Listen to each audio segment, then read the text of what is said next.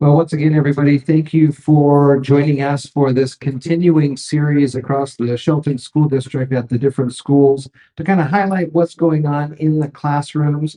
I'm Jessee from KMAS Radio. We are here at Olympic Middle School tonight, home of the Eagles, and I'm happy to have with me Principal Mary Johnson, Counselor Grace Reneker, and Superintendent Wyeth Jessee. So again, the purpose of these conversations are just to kind of get a better sense of what happens here in the different schools across the district. We're going to be stopping at all of the schools throughout the next couple of months here to kind of give updates and information about what's going on. So I'm going to start these conversations off here, Mary, with you. Give us a little bit of an overview of Olympic Middle School. First off, kind of the makeup, the grades, the population you have here. Absolutely. Thank you for asking. We middle school, we are in fifth and sixth grade building, which means we're more of an intermediate than a traditional middle school setting. We have about 520 students this year, so down a little from last year. We had a large group leave us last year at sixth grade, and a bit of a smaller group coming in this year into fifth grade.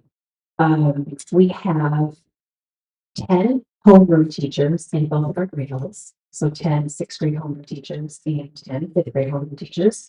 And our staff done a really good job of trying to prepare a building for this age group that's more developmentally appropriate than a traditional middle school. So our students are placed on teams, and the teams are made up of an EL and social studies teacher or two, and then a math and science teacher. So as opposed to the students this age traveling across 6 different classrooms a day, they're able to stay in a pretty small little pod with the same teachers that make up what we call a community. And then they do have, they're still going to exploratory such as music or art.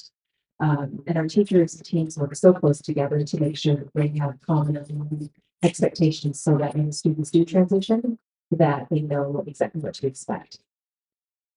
Talk to me a little bit about some things that you've been excited about for the start of the school year. You're out there walking the halls, you're talking with the teachers and the students. What are you proud of when it comes to the Eagles here? Well, we have happy students.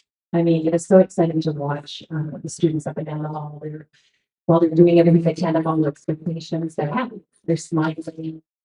They're, patting their friends on the back. They're skipping. I think that's one of the cutest things is you probably wouldn't see a lot of skipping at a traditional middle school, but our kids are just so eager and excited. They skip all around. Um, you could just tell the kids are so excited to see their friends, but more importantly, they're excited to see their teachers. And our teachers have really stepped up over the last couple of years. They really have bought into this notion that we need to make sure that our students feel welcome here at school and that relationships are just really one of our biggest focuses. That's what keeps kids wanting to come back every day. So our teachers bring their students to the door every day. They greet all students. It doesn't matter whether they're in their classroom or on their team or not. So you just see that kids are at the center of the work that we do. Our staff is excited and meets the students where they are, and that everybody's working together to make sure that our students are safe and successful. I walked around the school a little bit before we got started. It's kind of a unique layout, how there's the central area with the big stage, and this is kind of the gathering point for lunches. How does that help with kind of the build of the relationship with the students here? It works great. Everybody enters through the commons every morning. So whether they're coming from back door for the buses or they're coming through the front door, or whether they're coming maybe from back because maybe they need to do some specialized transportation, everybody enters and is greeted in the same space by all staff. So I would say that a child doesn't make it through any of our doors down the hall of the classroom, but hopefully less than 10 welcomes and glad you're here. And we look great today. But it's also just a great way to, the two hallways that you see out of our commons, one is for fifth grade and one is for sixth grade. And so we also work hard to not necessarily let the fifth and sixth graders intermingle at time. There really is a big difference development in those two age groups.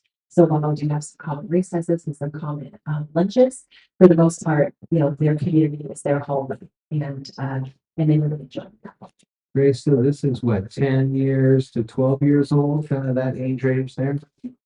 This is an exciting time, I'm sure, for you to kind of make one-on-one connections with these kids out here. What do you see as the students are here in the new year? The adjustment period coming from an elementary school to kind of a bigger school. Now you are moving classrooms in some aspect, and there's different teachers and things like that? Yeah, so our students have really been settling in with lots of enthusiasm. They're super curious, social, and overall just eager to be a part of something that they're not quite sure of yet. Specifically with our fifth graders coming up, they're learning new routines and gaining confidence as they discover how middle school works in general. One of the big things that our fifth graders learn is lockers. It's been really fun watching them trying to open their lockers and our sixth graders as well. It's been a new thing that a lot of our students are learning. Overall, our sixth graders have stepped up into leadership, being the kind of upperclassmen, some would say, in our building. They're helping younger students model positive behavior and overall show pride in being the Olympic Eagles.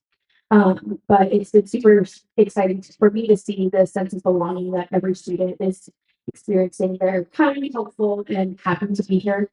And you can truly see that the culture of care is working with our students. They're developing it on their own as well as with staff members as well. My son is moving into middle school, and one of the things that he's now about a month in, right, realizing that his friend group from elementary school is not necessarily the same friend group he's having here. How do you talk with kids about that? How do you explain to them that everybody's growing, they're maturing, and they're finding kind of their own path, I guess? Yeah, I remind students all the time that the friends you have in elementary school might not be the friends you have in middle school and then so forth. And even if when you get into high school and onto college and into adult world. So I remind them that. I also remind them a lot that you don't have to be friends with everyone, but what you do have to be is friendly. And that's kind of how I work with them on that because it can be a really trying time and going through those friendships. I also remind them that they're not the only ones experiencing that. And even I as a student experienced that everyone it's a normal thing going through developmental stages. So the big thing that I can help with them is that you don't have to be friends with everyone. Yeah, you're gonna probably lose things and become distant with people, and sometimes that's okay, and sometimes that can be really hurtful, but what we do have to be is friends. Well, how does the fifth, sixth grade model help the development as we're kind of looking at, like even Mary was saying, the fifth graders and the sixth graders are here together, but they're a little separated. Developmentally, how does this type of school, because for many, a fifth, sixth only is kind of a unique look for a school here. Yeah, there's only, I think Mary and I have talked about this. I think there's literally only a handful of these schools across the state. It's just where you're at right now for configuration. What it means for these students is exactly what Mary and Grace were mentioning is, it's where are they at for this particular age group is what we have to worry about. I don't have to get too lost on 5, 6 necessarily. But what I have to get lost on whether it's just 2 grade levels, but what I do have to do is 2 things as a superintendent. One is making sure that where are these kids at? What do they need? And making sure that we have a safe, welcoming environment where they're trying on new friendships, understanding their emotions, especially at this grade level of like, oh, you're going to have these mix of emotions as you navigate some things working towards independence, right? That's what they're working these kids to so that they can operate more independently, making good decisions. And we expect them to skin their knee. Like there's always these stories, these kind of sometimes flamboyant stories of kids are out of control and they're bullying and all these. And I'm like, no, what they're trying to do is try on their social skills. And sometimes they're not doing it so well.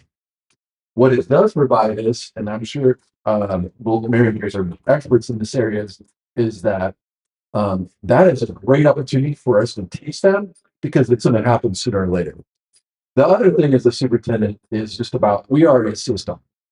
We get the kids in at preschool, or we have to be in this large complex here of schools, early learning, and then into the elementary, and then into the middle years, and then on to junior high and high school. I want to make sure that what we're trying to do is prepare our students best when they enter 5th grade, when kids can read and write at grade level and they know how to navigate routines and structures. They understand the concept that they're going to be accountable to what they do. That is going to be ready to prepare them for 5th grade. And then I know Mary works with Mary Ann over at OBGH, and our staff is When they leave here, they really got some independence over there. And so they're going to have to try those skills on, and the schoolwork gets a lot harder coming from here onto the junior high because no one's usually looking over their shoulder nearly as much and don't hold their hand. And I also know, sorry, parents, a lot of parents start to kind of move a little bit away from their 13 and 14-year-old and not also assisting so much sometimes with the academics, even though the kids really need that. And that's what I always tell parents.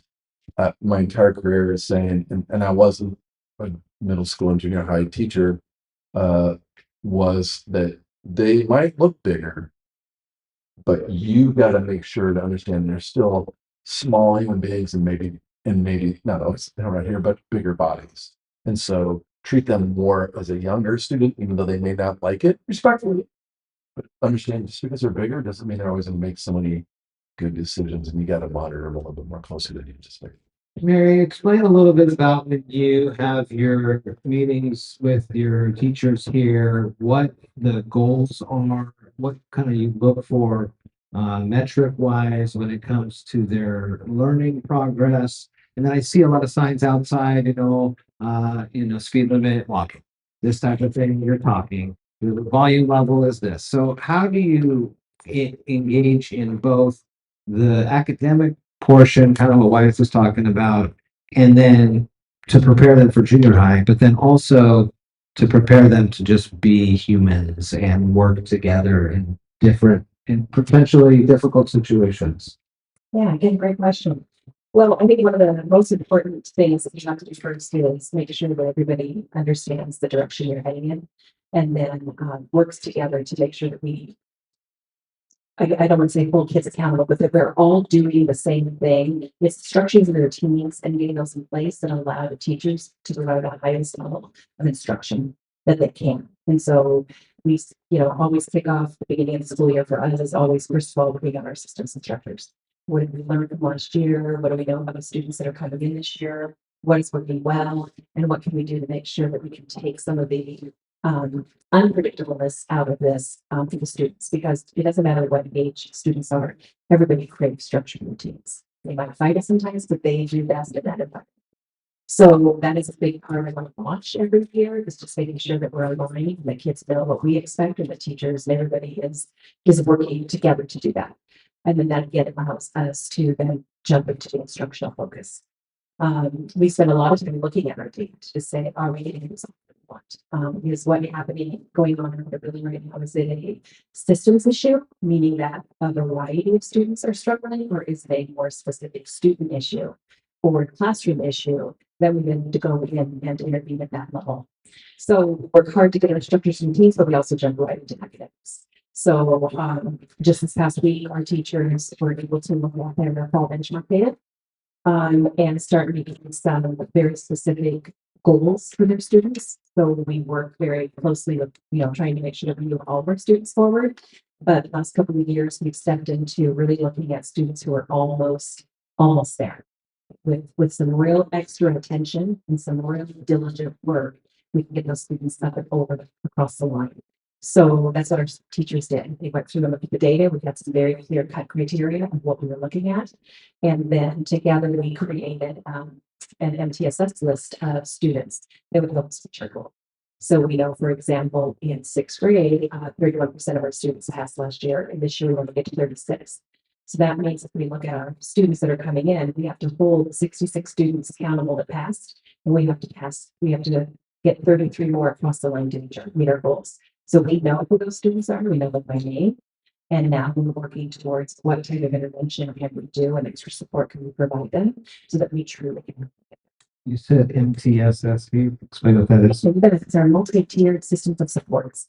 It's very it's pretty much everything. It's academics, it's attendance, it's discipline data, behavioral needs. So we provide supports to students regardless of how they enter the building. We have tier 1 supports, which means those are supports that everybody gets. So when I talk about consistent structures and routines, classroom environment, everybody's a tier 1 student, everybody gets that. But then you expect that there's probably going to be some students who might need that and a little bit more. And so by really keeping our eyes on the data and the progression that our students are making, we can then identify the students who do need some additional support, whether that's attendance in the school, whether that's maybe some specific work on some emotional learning, or some specific like discrete skill instruction in anything from reading stamina to being able to comprehend at a higher level. And so then we'll provide additional supports for those students. And then ultimately tier 3 would be students who would get both tier 1, tier 2, and tier 3 supports. Well, how does that go into the strategic plan that you guys have been working on for so long? As Mary said, multi-tiered systems are just a way of operating. It's a framework that you can use as an arc of, all right, how do you level the services we provide and the resources we have.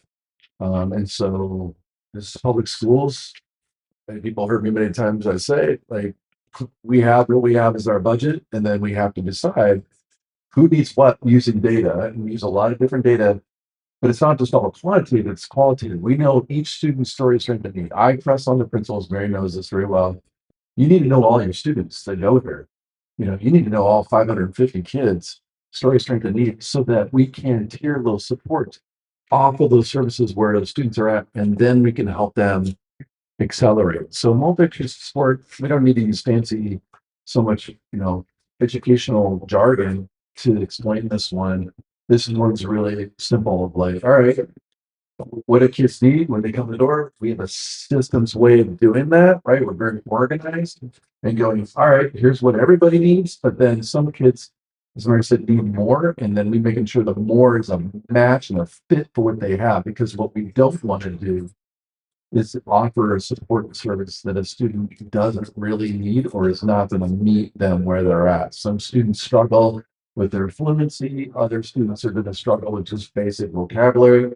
Or we have a lot of students who qualify for multilingual supports, and it might just be background knowledge, right? A lot of kids in poverty, they don't always have all those enriching experiences and things that are in some of these books.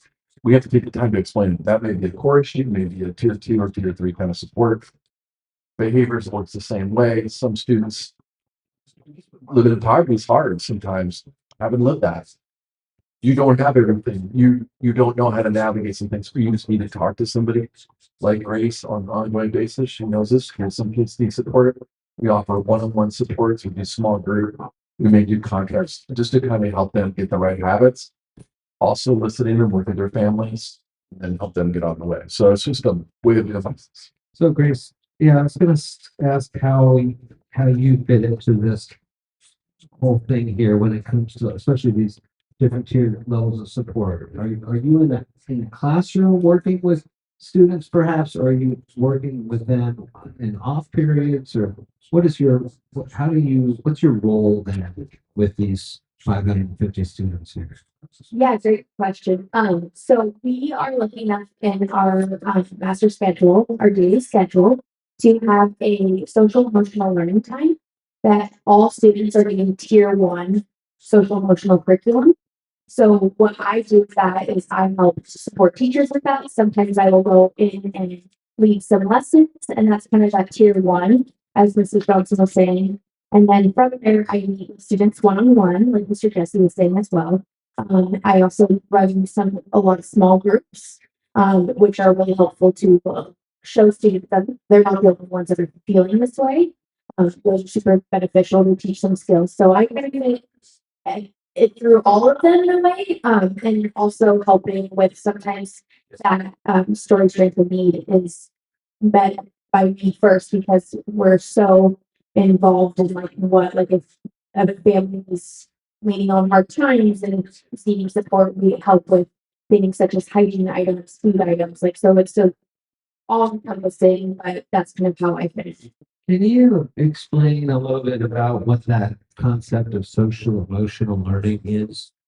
Yeah, definitely. So our social emotional learning, it kind of just encompasses everyday, like your friendship things that we were talking about earlier, how to deal with things that upset us, like kind of those feelings that refer to a lot of people to me maybe inside out.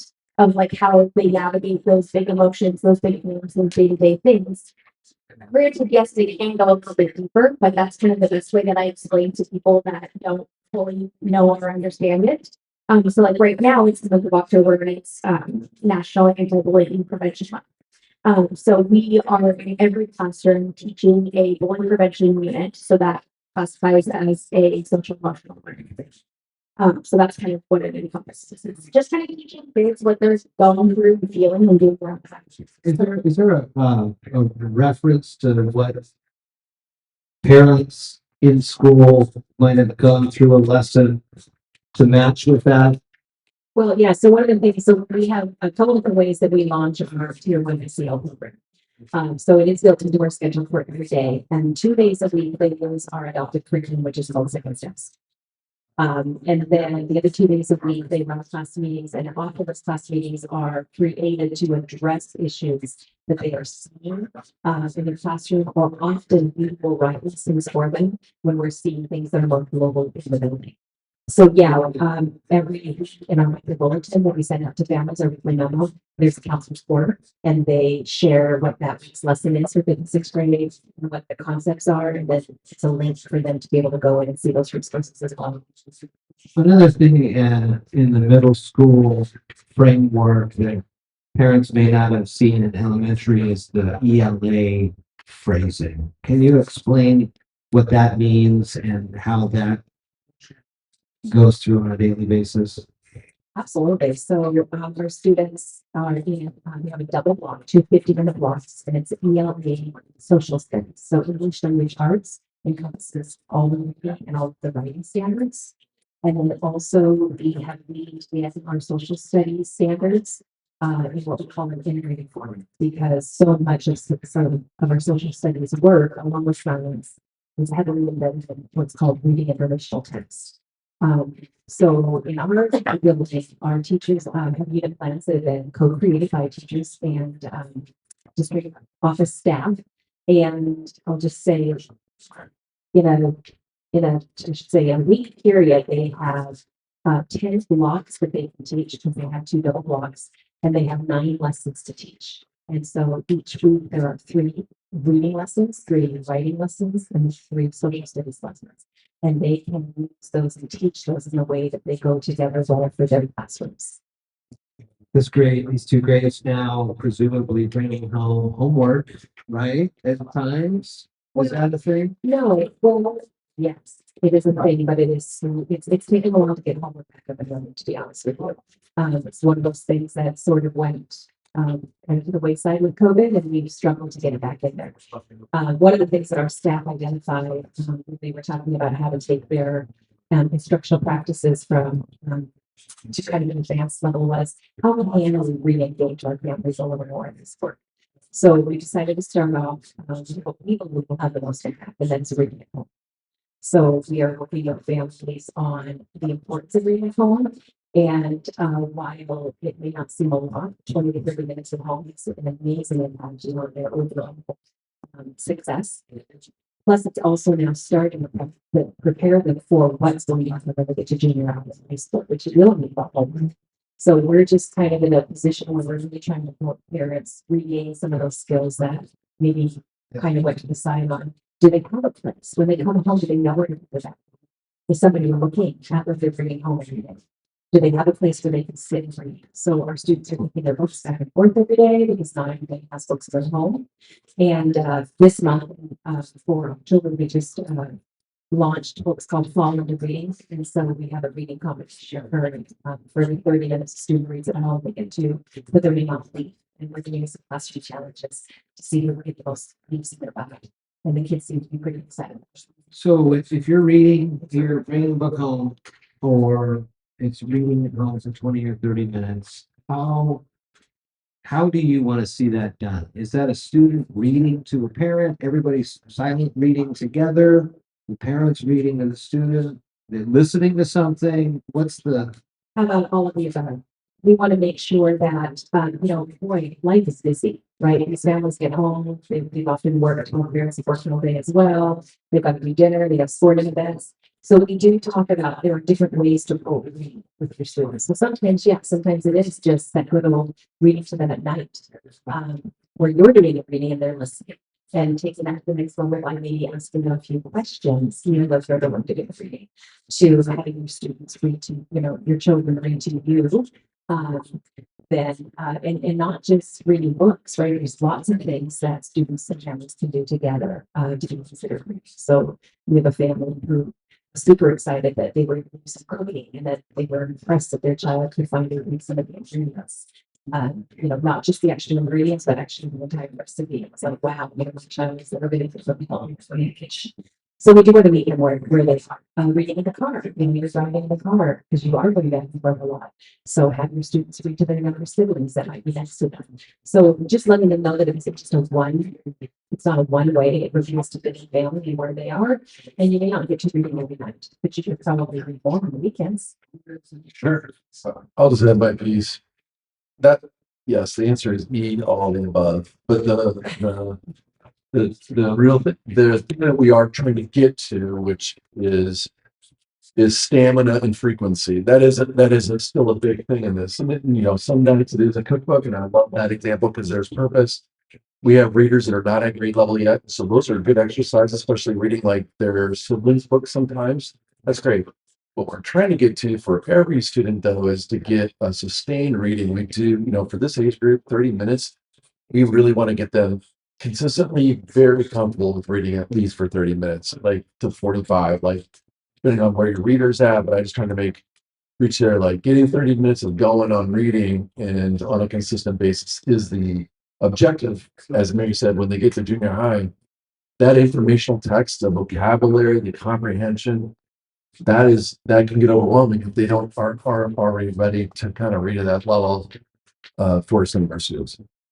Let's talk a little bit more about parents' involvement in this grade, especially, I think, kids, mine included, right, starting to kind of maybe not be as forthcoming with what happened during the school day, with what is going on in their social lives. Grace, what are some things either you do or Mary you do to try to empower the parents to be able to, really try to talk and connect with their students at this age group, again, about 10 to 12 years old. Yeah, one of the things that we like to say a lot of being curious and connected can really benefit our students. So asking open-ended questions are really beneficial. Mary does a really good job in her weekly bulletin, outlining what is expected during the week so that you kind of start some questions that you can kind of focus around and get to know. Just like at school, those structures and routines are important too. So also, and influencing families to have those bedtimes, all that stuff, it can really be beneficial. But starting with just open-ended questions about like, well, how was your fractions today? It can be really beneficial to even know what they're even covering in math and all that stuff. So you get some of the emails from the teacher, presumably with you as well, for guidelines on that. Yeah, each of our teams every month sends out a team newsletter that's really specific to kind of the things that they're doing on their team. And then every Sunday night, I send a memo to our families and our staff that just talks about the exciting things that happened the week before, what's coming up this week. Just future information, and then we also post it on Facebook. So we're just trying our very best to reach as many families as possible so they do know what's going on. There are a lot of exciting things that go on that will be on the classroom. And then just a lot of phone calls. I'm really proud. We have a pretty good classroom teachers this year, and calling parents can be really, it can be daunting, right? Especially for first year teachers. And so we've been able to go in and model with them how to make an important phone call. And we really encourage all of our families, all of our staff to make positive phone calls at first month of school. So that if you do have to make a phone call that's maybe a little bit difficult, you've already had that connection with them. And so there's just so much power that can be done with just reaching out, because what usually gets us in trouble is the assumptions that are made about things. And I would say, Mr. Kraft, our assistant principal, I suspect probably take close to a minimum of 20 families a day. Not because things that are happening in our building are necessarily major issues, but because they're things we want parents to be aware of and what the parts are doing. So we can move through those things. At least maybe like the drop off or pickup or. He's on the phone constantly, just, hey, here's what went on, and we bring those children, our children into those conversations with them and just use it as a learning moment so that we can move forward and so just can work together and help our kids be successful. This is a beautiful school, and we talked about this last time at Bordeaux, Wyeth, on this whole, how these systems work and all the teachers that are here and the additional help. Bring it up to everybody starting to kind of think and talk about this, levy impacts, what 10% of the budget we talked about last year with some matching from the state. What are some things here that you've seen that you can explain are tied in with how the levy impacts the budget at OMS specifically? A lot. There's a lot, and it's actually almost 13% of our budget, and so it touches everything. I use the same lines. It's not just so that people understand, like, the utilities, for example, just the school. No one wants to talk about the utilities for things that I'm like, well, the state shorted us 3 million over the last 4 years. That levy's what takes up and allows this place to be heated and air conditioned. This place also has 2 heat pumps that we've had issues with. We need to replace them. They're 20 grand a piece. That's expensive, for sure. I've got para educators here that are world class para educators. This fine professional in front of me, this young lady. She knows she loves these para-educators, the librarian, the people that come through, the front office staff. Those are lovely, funded people. And counselor, my God, I got Grace next to me. She knows that. She said, probably, I think she almost kicked me on the show. But, those are, that's, it's everything but the teacher and the principal almost. And it's that much. And it gives me goosebumps. Makes it great. It's really tough when you're doing all this work and you work every day and making the connections and doing all these things that has to come down to one vote that would change dramatically about it's kind of like they say it's the funding cliff almost, and it's just, because we're got so much momentum. Walk the halls here. I get invited to come through. You see all the great things, but could you imagine it without Grace being there to greet them at the front door, as well as their other new counselor, who's also fabulous, super positive, knows lots of other kids and work with them, and if they're educators that I reach out and make sure they're going to across the line, no matter what it takes, reach out to families to help them answer tough questions or what they need for resources. Front office staff that literally like it's whatever it is, they jack of all trades, to assist. That's what it is for us, Jeff. I'm not trying to be dour. I'm just trying to say, if you do fund it, you're you are continuing to fund the future of Shelton, and you're going to fund the great, amazing things. Because when you have 100 students that now can read and write right here in this district since COVID, that would have if they went to the average school in Washington State. They are coming here, and then they go on to do other amazing things. And you see it. I was at the high school today. I just have to say this one story. I was at the high school today with the leadership team. And they're already like, yeah, we're all into books. Like we are downtime. They're already into that. Can you imagine what happens when they're coming through here and they're been felt connected, respected? Because their issue there is still with kids doing drugs and alcohol. And when you know how to read and you can navigate, you're gonna make healthier choices. You're gonna engage yourself. If you don't have that boredom, I know what boredom was like as a kid. We know. Come on, there's some boredom was a thing, and you knew trouble was coming when you were born. And so we want to cut that down and help kids be able to rely on a book, strong friendships, having opportunities, being able to access an opportunity wherever they choose to do. And we want to make a good living And that's going to come from the things like this levy funds. I'll let you riff on this a little bit, but can you explain for those who may not have ever seen a paraeducator in a classroom, what that is and what they do? Absolutely. Well, they do everything there. I mean, para means alongside the teacher. So I mean, they truly are teaching right alongside the teacher. Our para educators, again, we're super lucky. Just, they're extremely dedicated, but they're also very talented. So a lot of our para educators that are not necessarily working, in specialized programs like special education are there focusing primarily on getting students, access to reading. So we've done a lot of work the last year, and this year into making sure, the time that you're studying with students is direct, discrete, skill-based, and it's moving those students forward. So talk about needing to learn their strength and need. That's what they need to do. So they're assigned students specifically that are on our list of students that we want to help get across the line, and they're going in and just working with them at the same level as the teacher to confer, to read, providing real discrete instruction around things that might be holding back a little bit, whatever it is that we can do to push them forward. And then just supporting them in general, making sure that they can access the great health curriculum, because we do have students who are below reading. So we have both student para educators that are able to go and do some of that right there in the moment, bridging perhaps between a topic that they're talking about that maybe the student doesn't have the prior knowledge or background knowledge, without interrupting the class, to just kind of clear that for them and give them some information to fill that really quickly. And then working specifically, one of the things that Java does is works to really support our native students to make sure that they have the supports that they need, not just academically, but also just emotionally.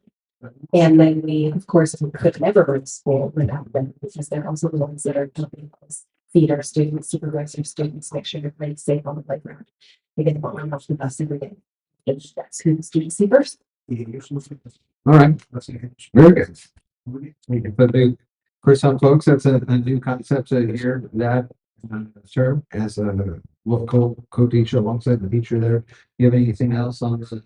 Yeah, I'll just say, really, really important at this grade level, we jokingly say this, but it really is the truth that our students come into middle school losing weight teeth that they need in puberty. And we do have a lot, if you look at our data, we have a lot of emotional, mental health type things going on as they're trying to figure things out. And we are blessed to have 2 full-time counselors, and that is only because of love. We're blessed to have an assistant principal who is so dedicated to the students' well-being and making sure that all of them every day are able to be successful. And I think one of the things that I enjoy coming from the elementary up here is that we're also able to provide some intramurals, school socials, and activities that are starting to go on for students who want to do some self-exploration, but in a way that's safe. All those things help students want to come to school, because it isn't always just about the academics for them. Sometimes it is about basic and about choir and about intramural sports. And so we just want to make sure that we're meeting the whole need of the child and providing them just a great array of activities and supports. And those are all things that are definitely being impacted if the levy did not pass. So the 6th graders, if I'm thinking back, it would have been at the onset of their education with COVID, right? So half of kindergarten roughly, and most of 1st grade would have been outside of the classroom-ish. I think it's our 5th graders, yeah. So what are you doing? What have you seen in some of the social emotional ways that they interact? And I guess, how do you, maybe that's a good race question, how do you guys work to, I don't want to say get these kids up to speed a little bit better, but kind of get them back in the swing of things after missing some mental? One of the things I'm super excited about, so I've been in the district for a few years. I've actually been blessed to work in all 3 elementary schools, and now here at Wyeth. And every year our teachers say, every year, I cannot believe how much more prepared our students are to jump right into school. And a big part of that is because we work super hard as a district to make sure that there are common experiences and common language and common curriculum for our students. Um, just probably 5 years ago, we have 3 different levels showing up in one school and we're doing things 3 different ways, right? Wrong, or different, that's the way it was. Now our teachers are like, it's so much easier. They know so much language. They know what instruction routines mean. They know what expectations are. And so that is making the jump much easier. And I'm hearing that, I don't just hear that in my building, I'm hearing that in the 4th grade and hearing that from in 7th and 8th grade as well. We're all on the same page, going in the same direction, and that is safe for our students and predictable for our students. Well, we talked about that, I think, last week when I was interviewing you on how they're going into the next grades. Everybody knows. Where does that come from? Is that a school board directive? Is that a you thing? Is that the team coming up with these? How Well, do you get to where you say everybody's got their own, everybody's got their own culture, everybody's got their own that stuff, whatever, but at the end of the day, everybody needs to kind of be moving along at the same way, so when they get here at LMS, they all are able to meld together, I guess. so both Grace and Mary, we keep using this thing about structures and routines, right? I mean, it's like predictability and what everybody understood expectations.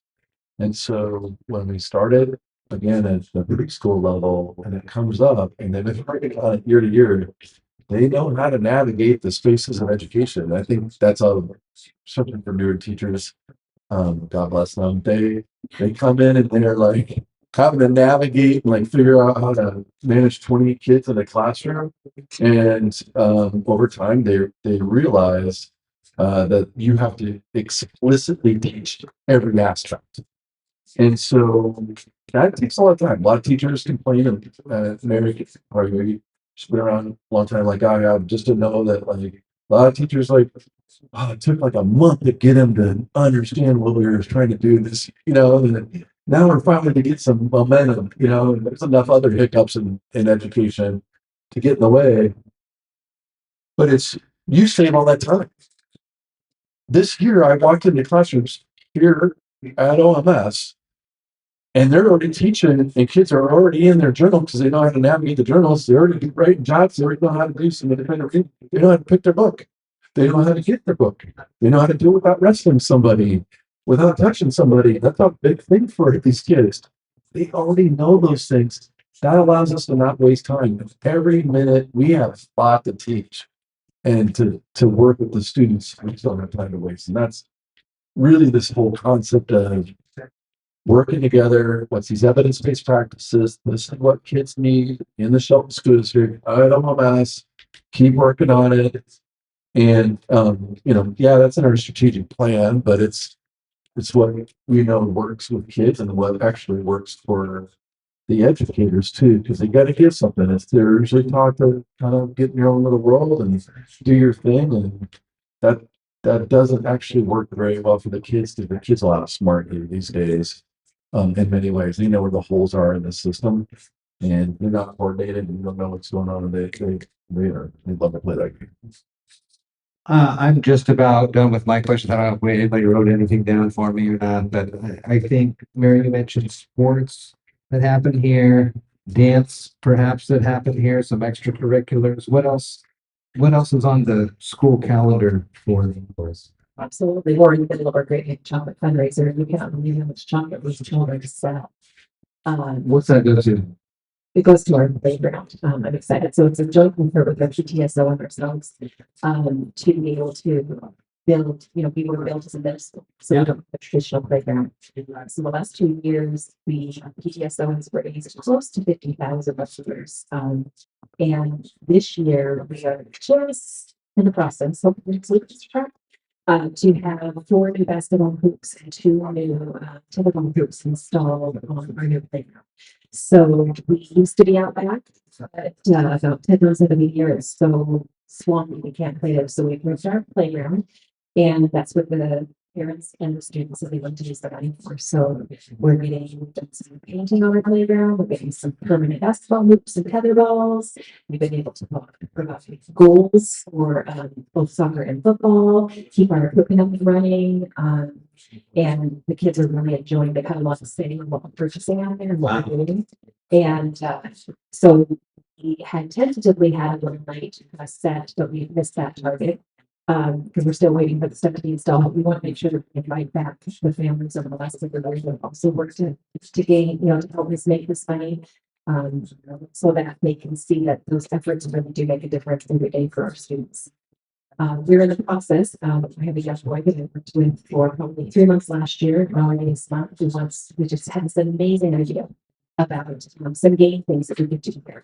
And so Grace and I are in the process of working with ASB to see if we can start a game theory club after school a couple of days a week. We would like to extend it. So these two boys are in the process of putting together a survey to find out what other things students would like to learn. So we're hoping that maybe we would have game theory for a while, and then maybe we could do drama, some things that just are not necessarily related to the school day. So we're in the process of working through that and just listening to what the students want to do, the things that they're interested in, and seeing how we can do that without taking away from all of the work that we're doing.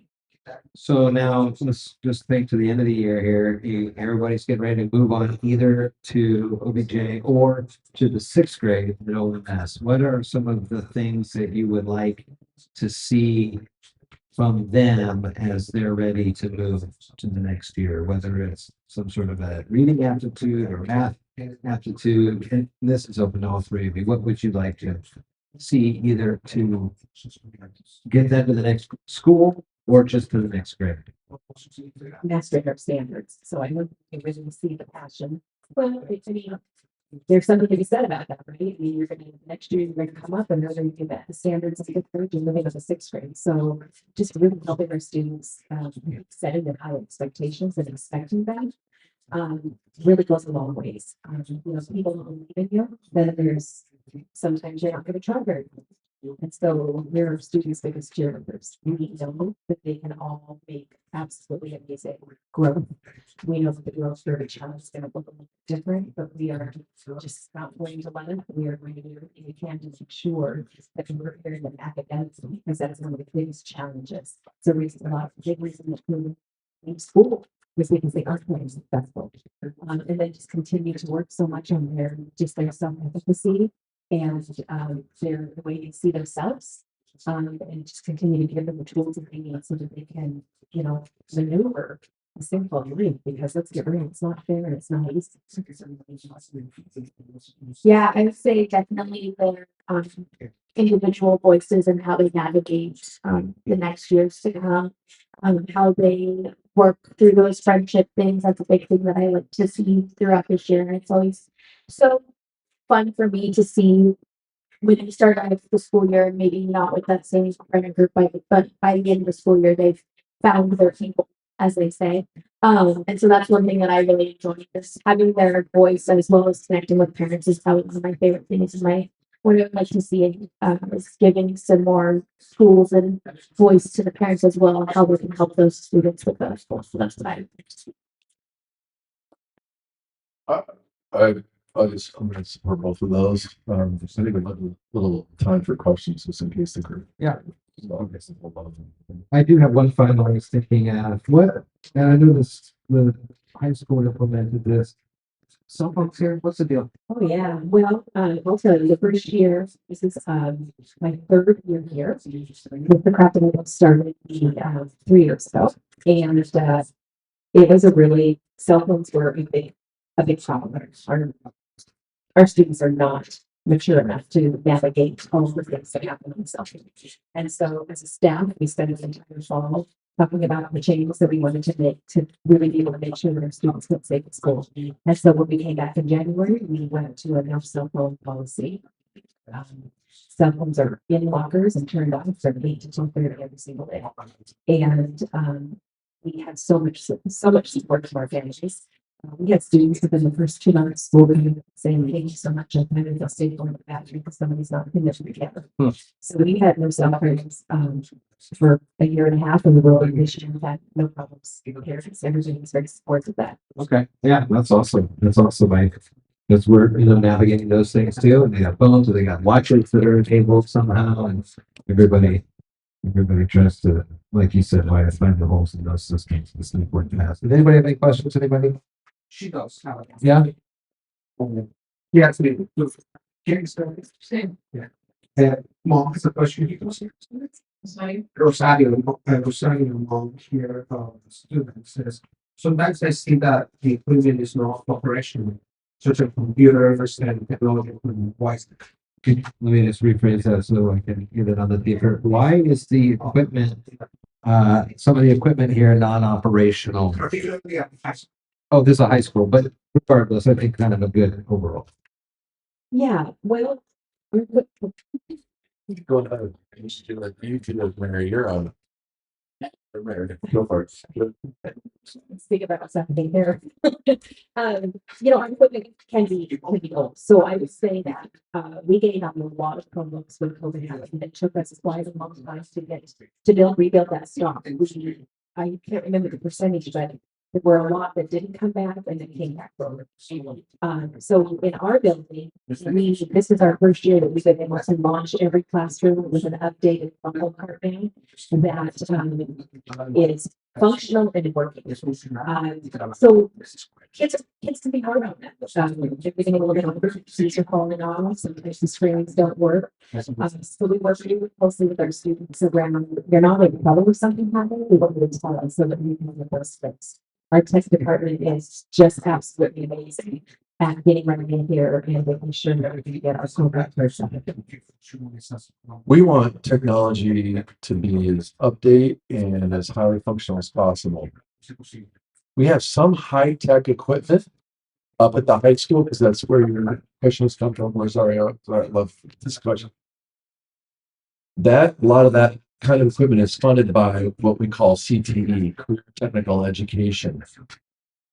We get funded very well for CTE, but that money can only go to those specific activities. I wish we had additional monies for other things, including for here at OMS, for example, gets no CPE money. The levy is what supports that money. That is you were asking me a levy question because what happens is the levies, the monies come in, we can use that to support technology, which we do. But it also, unfortunately, also pays for so many other items that you might have heard me say earlier. The counselors, the paraeducators, the fixing that we have heat here at OMS. And so things like technology, unfortunately, take a backseat to sometimes what we can do. So we operate, we do have technology, we do have cards in all the schools. They are operational. We're able to get through our testing and kids can write papers. High poverty districts in Washington State still are underfunded compared to the rich districts because the rich districts can do what's called a capital levy. And so they get additional dollars that go straight to funding technology that looks really nice and fancy. And that's that's unfortunately how it is. And tell your state legislator, why is that? Tell me why. Sorry. Thank you for asking that question. Yeah, thank you very much. I think if there's no others, we're going to put a wrap on this one. So again, we're going to all the schools in the district and we'll be there throughout the next couple of months. Our next one is going to be at Evergreen on November 4th, again from 5 to 6 p.m. So we'll be down at Evergreen again for another conversation with the principal, either a teacher or a counselor, and Superintendent Jessee, maybe even a school board member as well on 11/4. So we would love to see you there. I want to thank everybody here watching in attendance. I also want to thank the principal here at OMS, Mary Johnson, Grace Reneker, one of our counselors here, and then Superintendent Jessee for your time. With that, thank you so much, everybody. And yeah, have a great rest of your day. Right.